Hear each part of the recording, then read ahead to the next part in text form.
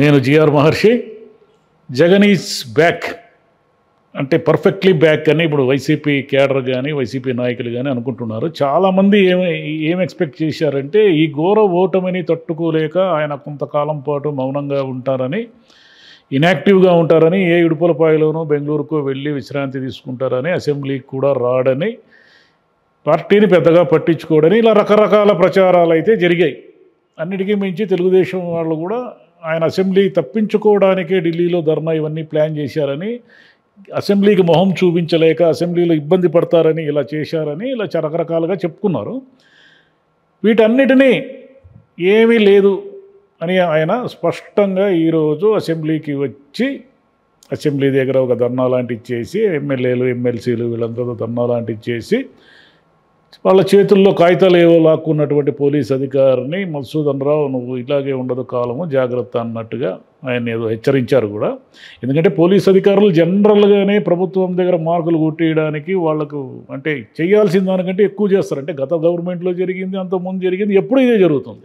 కాబట్టి ప్రతిసారి ప్రతిపక్షంలో ఉన్నవాళ్ళు పోలీసులు మీరు మీ డ్యూటీ మీరు చేయండి, మీరు ప్రభుత్వానికి సెల్యూట్ కొట్టడం కాదు మీరు చేయాల్సింది, ప్రజాస్వామ్యబద్ధంగా ఉండండి ఇలా చెప్తూ ఉంటారు. మళ్ళీ ఎవరు అధికారంలో ఉంటే వాళ్ళకు అనుగుణంగా పోలీసు అధికారులు పనిచేస్తూ ఉంటారు. సరే అదొక టాపిక్ పక్కన పెడితే జగన్ గారు ఏం చేశారు ఈరోజు అంటే అసెంబ్లీకి వచ్చారు. వీళ్ళంతా రారనుకున్నారు కానీ అసెంబ్లీకి వచ్చారు. అసెంబ్లీకి రావడంతో పాటు సరే గవర్నర్ గారి ప్రసంగంలో ఎలాగైనా వైసీపీకి వ్యతిరేకంగా అంటే గత ప్రభుత్వం చేసింది తప్పులు చేసింది, గత ప్రభుత్వం రాష్ట్రాన్ని భ్రష్టు పట్టించింది అని ఆయన రాసిచ్చిందే చదువుతారు కాబట్టి అవేం గవర్నర్ గారి అభిప్రాయాలు కాదు. సహజంగానే గవర్నర్ గారి ప్రసంగం జరుగుతున్నప్పుడు ప్రతిపక్షాలు నిరసన వ్యక్తం చేయడము, దాన్ని కొంచెం గలబా సృష్టించడం అనేది ఎప్పటి నుంచో అసెంబ్లీలో అనేక సార్లు జరిగిన సంఘటనలు లేవి, దాంట్లో ఏం కొత్తదేం లేదు. దీన్నంతా ఆయన గవర్నర్ గారి ప్రసంగాన్ని బహిష్కరిస్తూ వైసీపీ ఎమ్మెల్యేలు జగన్ గారి నాయకత్వంలో వెళ్ళిపోయారు. ఇది సింపుల్గా జరిగిండేదే ఈరోజు. కానీ దీనంతా చూస్తే మనకేమనిపిస్తుందంటే ఆయన కరెక్ట్ ట్రాక్లోనే ఉన్నారు. ఎట్లా అంటే అసెంబ్లీకి రావాలి, అసెంబ్లీలో మాట్లాడాలి, ప్రజల సమస్యలపైన ప్రభుత్వాన్ని నిలదీయాలి. ఇదే కదా మామూలుగా ఒక ప్రజాస్వామ్యబద్ధంగా ఉన్నటువంటి ఒక సిస్టంలో ప్రభుత్వం ఎవరుతున్నా కూడా ప్రతిపక్షాలు పోషించాల్సిన పాత్ర అదే. కాబట్టి జగన్ గారు లేదు భయపడిపోయారు, పారిపోయారు, పిరికివాడు, ఇవన్నీ కూడా అబద్ధాలు, ఇవన్నీ కూడా కరెక్ట్ కాదు. ఆయన నిలబడతాడు, పోరాడతాడు. సరే అసెంబ్లీకి వచ్చిన తర్వాత అవమానాలు ఉంటాయా, మైక్ ఇస్తారా ఇవ్వరా, మాట్లాడే అవకాశం ఇస్తారా ఇవ్వరా, ఇవన్నీ వేరే విషయాలు. కానీ అసెంబ్లీకి అయితే ఖచ్చితంగా వస్తారు అనే క్లారిటీ అయితే ఇప్పుడు తెలిసిపోయింది. ఇంకో విషయం ఏమిటంటే తెలుగుదేశం ప్రభుత్వం అంటే ఇప్పుడు ఏదో హింసాకాండ చేస్తూ ఉన్నారు, వైసీపీ నాయకుల మీద కార్యకర్తల మీద దాడులు చేస్తున్నారు, హత్యలు చేస్తున్నారు, ఇండ్లు ధ్వంసం చేస్తున్నారు, ఇవన్నీ కూడా ఆరోపిస్తున్నారు కదా జగన్ గారు. ఈ ఆరోపణలకు బలం చేకూర్చే విధంగా ఆయన ఏమి చేస్తున్నారు అంటే మొన్న వినుకొండలో పెద్ద ఎత్తున అక్కడ వెళ్ళి రషీద్ కుటుంబాన్ని పరామర్శించడమే కాకుండా ఢిల్లీలో ప్రోగ్రాం 24వ తేదీ అంటే ధర్నా ఏదో ప్లాన్ చేశారు. ఆ ధర్నాకి మరి అందరూ వైసీపీకి సంబంధించిన అందరూ కూడా రాజ్యసభ సభ్యులు, ఎంపీలు, ఎమ్మెల్యేలు, ఎమ్మెల్సీలు, ఇతర నాయకులు అందరూ కలిసి ఒక ధర్నా చేస్తారు. అంటే మీడియాకి తెలుగుదేశం ప్రభుత్వము ఇక్కడ మా మీద దాడులు చేస్తూ ఉంది, మా మీద సరిగా అంటే పనిగట్టుకుని కక్షపూరితంగా ఆయన మోదీ గారికి రాసిన లెటర్లో కూడా అదే ఉంది. ఏమిటంటే ఒక మంత్రి రెడ్ బుక్ రాజ్యాంగం అనే దాన్ని చేతబట్టుకొని కేడర్నంతా కూడా మీ మీద ఏమి కేసులు ఉండవు, ఏమి పోలీసులు ఏం పట్టించుకోరు, పోలీసులు చూసి చూడనట్టు ఉంటారు, మీరు వైసీపీ వీళ్ళ మీద దాడులు చేయండి అని ప్రోత్సహిస్తున్నారు అనేది ఆ లెటర్లో కూడా ఆయన రాశారు. అదే ఆయన అంటున్నారు కూడా, బయట కూడా అదే అంటున్నారు. ఇప్పుడు ఏమిటంటే మోదీ గారు అపాయింట్మెంట్ అడిగారు, మోదీ గారు అపాయింట్మెంట్ అడగడంతో పాటు ఆయన మోదీ గారు ఇస్తారా ఇవ్వరా అనేది వేరే విషయం. సరే ఒక విషయాన్ని అయితే ఫోకస్ చేశారు ఆయన. ఇక రాష్ట్రపతి పాలన విధించాలి అనేది ఒక డిమాండ్ ఒకటి నడిచింది. సరే రాష్ట్రపతి పాలన అంటే అదేం చిన్న విషయం కాదు, అది ఎందుకు 30 రోజులకి ఏ రాష్ట్రంలో కూడా 30 రోజులకి రాష్ట్రపతి పాలన విధించడం అంటే శాంతి భద్రతలు ఏదో వైఫల్యం అది ఇదని అవన్నీ కాదు. కానీ ఊరికే ఏదో ఒక డిమాండ్ అలా క్రియేట్ చేస్తూ ఉంటే అంటే ఏదో ఒక డిమాండ్ అలా మారుతూ ఉంటే దాన్ని ఫోకస్ చేయడం అంటారు దాన్ని. అంటే తెలుగుదేశం వాళ్ళు సరిగా ఉండడం లేదు, సరిగా చేయడం లేదు, వాళ్ళు దౌర్జన్యపూరితంగా ఉన్నారు అనేది ఒక నేషనల్ వైడ్ ఫోకస్ చేయడంలో జగన్ గారు సక్సెస్ అయ్యారు. సరే దాని ఫలితాలు ఎలా ఉంటాయి మరి? తెలుగుదేశం తన తప్పులను తాను సరిదిద్దుకుంటుందా? అసలు లా అండ్ ఆర్డర్ ప్రాబ్లం నిజంగానే క్రియేట్ అయ్యిందా? క్రియేట్ అయిన ప్రాబ్లంను తెలుగుదేశం ప్రభుత్వం సాల్వ్ చేస్తుందా? ఇవన్నీ వేరే విషయాలు.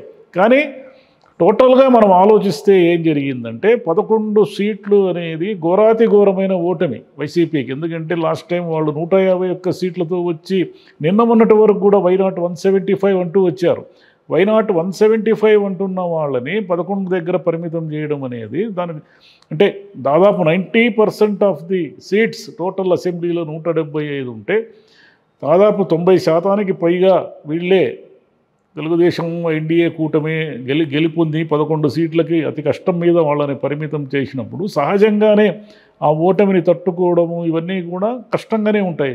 చాలామంది ఎక్స్పెక్ట్ చేసినట్టుగానే జగన్ గారు కొంతకాలం పాటు మౌనం వహిస్తారు, ఒక రకమైన వైరాగ్యంలో ఉంటారు, ఒక రకంగా రాజకీయాలకు దూరంగా ఉంటారు. ఎవరో ఆయన కింద పెద్దిరెడ్డి రామచంద్రారెడ్డి గారు ఇంకోరు అసెంబ్లీలో కనిపిస్తూ ఏదో నడుపుతారు అన్నట్టుగా అందరూ ఎక్స్పెక్ట్ చేశారు. కానీ అలాంటిది ఏమీ లేకుండా నేరుగా ఆయనే రంగంలోకి వచ్చేసి నేను అసెంబ్లీకి భయపడేవాడిని కాదు, నేను ఉంటాను అసెంబ్లీలో. సరే గవర్నర్ గారి ప్రసంగం బహిష్కరించడం అది వేరే విషయం. నేను వచ్చారా లేదా అసెంబ్లీకి, అది పాయింట్. ప్రజల్లోకి వెళ్తున్నారు. సరే ఆయన చేస్తున్న ఆరోపణలన్నీ 100% నిజమా, నిజంగానే వందల మంది ఊర్లో వదిలి వెళ్ళిపోయారా, 100 బలవన్ మరణాలకు పాల్పడ్డారా, హత్యలు జరిగాయి, అవన్నీ పోలీస్ శాఖలు వీళ్ళు తెలుస్తారు. కానీ అయితే ఒకటేమిటంటే క్యాడర్కి మనోధైర్యం, క్యాడర్ పూర్తిగా డీలా పడిపోయింది కాబట్టి క్యాడర్కి మనోధైర్యం ఇవ్వడానికి లేదు. జగన్ ఏమి పారిపోడు, జగన్ ఏమైనా సరే ప్రతిపక్షంలో ఉంటూ ప్రజాస్వామ్యబద్ధంగా ఎదుర్కొంటాడు అనే ఒక నమ్మకాన్ని కలిగించడం కోసము ఆయన ఈరోజు చేసింది. కానీ మొన్న వినుకొండలో జరిగినది కానీ రేపు అంటే ఎల్లుండి ఢిల్లీలో జరిగే ఇది ధర్నా కానీ ఇవన్నీ కూడా ఏమిటంటే తెలుగుదేశం ప్రభుత్వం అతి వేగంగా ప్రతిపక్షాన్ని యాక్టివేట్ చేయడం అనేది చాలా విచిత్రంగా ఉంది. ఎందుకంటే వాళ్ళు చేయాల్సిన పనులు ఏమీ చేయకుండా ఈ దాడులు ఈ గోలంతా ఎక్కువైపోయి ఏమైందంటే కొంతకాలం పాటు ప్రతిపక్షం అనేది కనబడకుండా పోతుంది అని అందరూ అనుకుంటున్నప్పుడు వేగంగా యాక్టివేట్ చేసేసి ఆయన సీన్లోకి తెచ్చేశారు. ఎందుకంటే ఆయనకు ఆదరణ, జనంలో ఆకర్షణ ఉంది. ఎందుకంటే మొన్న వినుకొండలో మనం చూసాం, మనకు చాలా స్పష్టంగా అర్థమైంది ఆయన వస్తే జనం వస్తారు అనేది. కాబట్టి వెంటనే ఆయన ఏమి జనానికి దూరంగా లేడు, జనం కూడా ఆయనకేమి దూరంగా లేరు, ఆయన యాక్టివ్గా ఉన్నారు అనే దాన్ని నిరూపించడానికే తెలుగుదేశం ప్రయత్నించుకుంటూ వెళితే ఏమవుతుందంటే అది వాళ్ళకే నష్టం.